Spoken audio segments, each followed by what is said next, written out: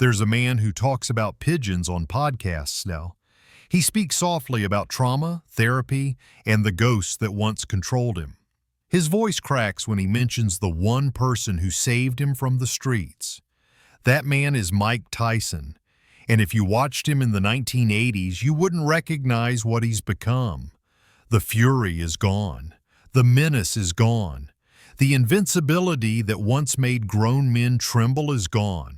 What remains is something quieter, something broken and rebuilt, something searching for peace in the wreckage. But here's the question nobody asks. What if Cus D'Amato had lived?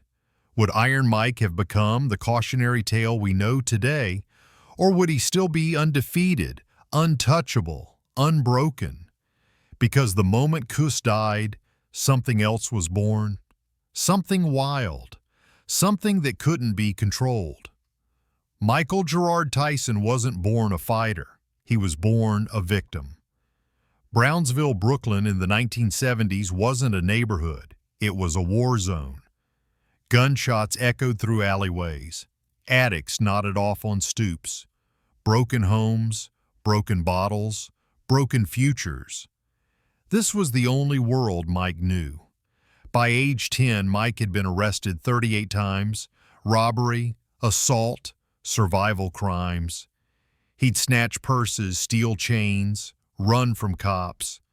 His father abandoned the family when Mike was 2. His mother, Lorna, worked double shifts just to keep food on the table. She was exhausted, sick, overwhelmed. Mike was small, shy, and had a lisp. Kids called him Fairy Boy and Sissy. They pushed him, spat on him, stole his glasses. Until one day a bully killed one of Mike's pigeons, tore its head off right in front of him. Something snapped. Mike beat that boy unconscious. And discovered something. Violence felt like power, but it was aimless, destructive. He wasn't fighting for glory. He was fighting to survive. Until Bobby Stewart, a counselor and former Golden Gloves boxer at Tryon School for Boys, saw him destroy another kid in the gym. Stewart saw rage, but also speed, reflexes, and something rare, natural timing. Stewart pulled Mike aside. You want to keep fighting, or you want to learn how to fight? Stewart made a call to Constantine Cus D'Amato, a 73-year-old legend who'd trained Floyd Patterson and Jose Torres to world titles. A man who believed boxing wasn't about punches, but about controlling fear. When 13-year-old Mike Tyson met Cus in 1980, neither knew they were looking at salvation. Cus saw a boy who'd been abandoned, traumatized, and hardened by the streets. A boy who needed structure, discipline, and most of all, belief. "Come live with me," Cus said. "I'll make you heavyweight champion of the world." Mike thought he was crazy, but he had nowhere else to go. Cus didn't train boxers. He built warriors from broken boys. Fear is the enemy, he taught, and the fighter who conquers fear conquers everything. He showed Mike the peekaboo style. Hands high, head moving like a pendulum, slipping punches by inches, then exploding with devastating counters. Every morning at 5 a.m., Mike ran 5 miles through Catskill. Then breakfast with Cus and Camille, who became his surrogate mother. Then the gym, shadowboxing, heavy bag, mitt drills, sparring. Cus watched everything, corrected everything. "You're going to be the youngest heavyweight champion in history," Cus told him. Every single day, until Mike believed it. Cus used visualization, made Mike watch old fight films, Dempsey, Marciano, Patterson. By 15, Mike destroyed grown men in sparring. Pros came to test themselves. They left bruised and terrified. On March 6, 1985, Mike turned pro at 18. First fight, 107 seconds. Knockout. Second fight, 2 minutes. Knockout. Opponents crumbled, a 5'10" heavyweight who moved like a lightweight and punched like a freight train. HBO picked him up. Jim Jacobs and Bill Caton managed brilliantly. The media dubbed him Iron Mike. And in the corner, always, was Cus. The father Mike never had. But Cus was dying. pneumonia, 77 years old. Mike, now 19, was on the verge of greatness. Everything they'd worked for was coming true. On November 4th, 1985, in a hospital room in Catskill, Cus took his last breath. Mike held his hand. "I love you, Cus." Cus whispered back, "You're going to be champion." Time ran out. 11 months after Cus died on November 22nd, 1986, Mike faced Trevor Berbick for the WBC title. Mike was 20. Berbick was 33, experienced, confident. The fight lasted 5 minutes. Mike destroyed him. Berbick stumbled like a drunk, falling 3 times. The crowd erupted. Mike raised his gloves, tears streaming. "I did it, Cus." Youngest heavyweight champion in history. Just like Cus promised, every fight became an execution. Pinklon Thomas, 6 rounds. Larry Holmes, 4 rounds. Michael Spinks, undefeated, 91 seconds. Spinks never fought again. Mike earned $20 million per fight by 22.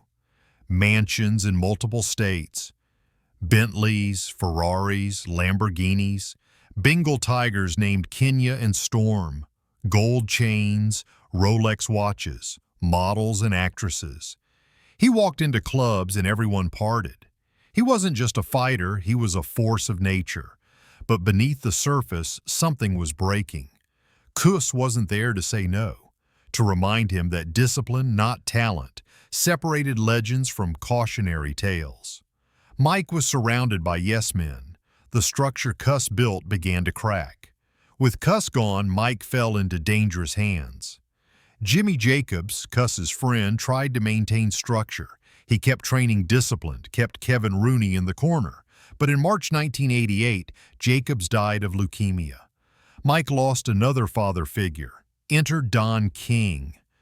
The promoter whispered in Mike's ear, "You don't need them. You're the champ. You're the money." Mike fired Kevin Rooney in December 1988. Cus's right hand, the last link to the old system. "Without discipline, talent means nothing," Rooney warned. Mike replaced him with yes-men. Then came Robin Givens, actress on Head of the Class. They married in February 1988. 8 months later, she filed for divorce, claiming Mike was manic-depressive and frightening. The Barbara Walters interview in September 1988 destroyed him. 23 million people watched Robin describe Mike as scary and volatile while he sat next to her, silent, humiliated. The baddest man on the planet, reduced to a scolded child. Training camps became carnivals. Mike showed up late, overweight, unfocused. Fast food and alcohol. The peekaboo defense eroded. His footwork got sloppy. He started getting hit. Opponents noticed. Still winning, barely, but invincibility was fading. Without Cus, Mike didn't know who he was. The crash was coming. Tokyo, Japan. February 11th, 1990. The Tokyo Dome, 38,000 people. Mike Tyson entered against James Buster Douglas as a 42-1 favorite. This was supposed to be a tune-up, a warm-up for Evander Holyfield. But something was wrong. Mike looked soft, thick around the midsection. He'd spent weeks partying in Tokyo nightclubs, ignoring training. He believed the hype. Douglas, whose mother had died 23 days earlier, was fighting for her. When he stepped in, he wasn't afraid. He was angry. The opening bell rang. Douglas jabbed. Crisp, fast, accurate. Mike tried to slip inside like Cus taught him, but the timing was off. The explosiveness gone. Round after round, Douglas controlled the pace. In round 8, Mike landed a devastating uppercut. Douglas went down. Here it comes. But Douglas got up at 9, shook his head, smiled, kept fighting. Round 10. Douglas landed a four-punch combination. Mike wobbled. His legs betrayed him. Another right hand crashed into his jaw. Mike Tyson fell. His mouthpiece flew across the ring. He reached for it, crawling, desperate. The referee counted. Mike tried to get up. His legs wouldn't cooperate. 8, 9, 10. The referee waved it off. Mike sat on the canvas, dazed, humiliated, broken. For the first time in his career, Mike Tyson had lost. The myth shattered, and Cus wasn't there to rebuild him. After Douglas, Mike's life spiraled into chaos. He tried to rebuild, but without structure, without discipline, without Cus's voice in his head, he was lost. In July 1991, Mike was accused of raping Desiree Washington, an 18-year-old Miss Black America contestant, in an Indianapolis hotel room. The accusation shocked the world. The trial began in January 1992. Mike denied everything. His legal team argued consensual encounter, but the jury didn't believe him. On February 10, 1992, almost exactly 2 years after the Douglas loss, Mike Tyson was convicted of rape and sentenced to 6 years in prison. He served 3. Inside the Indiana Youth Center, Mike was caged. The rage that made him champion had no outlet. He lifted weights obsessively, read voraciously, Machiavelli, Nietzsche, Malcolm X. He converted to Islam, changed his name briefly to Malik Abdul Aziz. He tried to understand who he was without boxing, without fame, without Cus. He wrote letters to Camille Ewald, Cus's widow. "I miss him every day," one letter said. "I don't know how to do this without him." When he was released in March 1995, the world had moved on. New champions had risen: Riddick Bowe, Lennox Lewis, Evander Holyfield. Mike was 38 months behind, but promoters still wanted him. The payday was too big to ignore. His comeback fights were brutal but hollow. He beat nobodies: Peter McNeely in 89 seconds, Buster Mathis Jr. in 3 rounds, but when he faced real competition, the flaws showed. Then came Evander Holyfield, November 1996. Holyfield was supposed to be an easy win, but Holyfield dominated Mike, stopped him in the 11th round. The rematch came 7 months later, June 1997, and that's when Mike snapped. In round 3, frustrated, humiliated, desperate, Mike bit Holyfield's ear, tore off a piece of cartilage. Blood poured down Holyfield's neck. The referee didn't see it. The fight continued. Mike bit him again. This time the referee stopped it.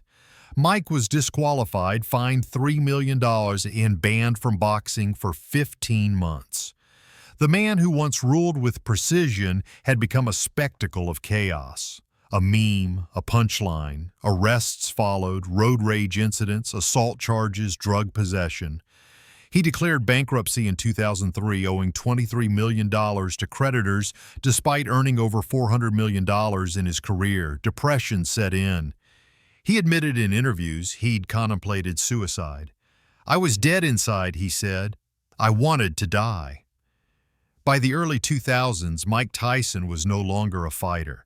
He was a cautionary tale walking among the living. Now Mike Tyson is 58. He lives quietly in Henderson, Nevada.